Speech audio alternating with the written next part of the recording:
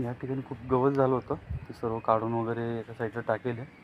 आणि समोर कडीपत्त्याचं झाड, समोर लिंबूचं झाड आहे आणि हे काल रोपं लावलेले, त्याला आता आपण पाणी टाकूया.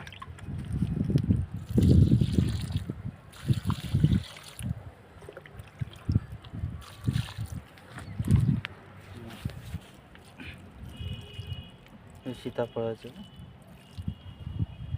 आणि या मिरच्याचे.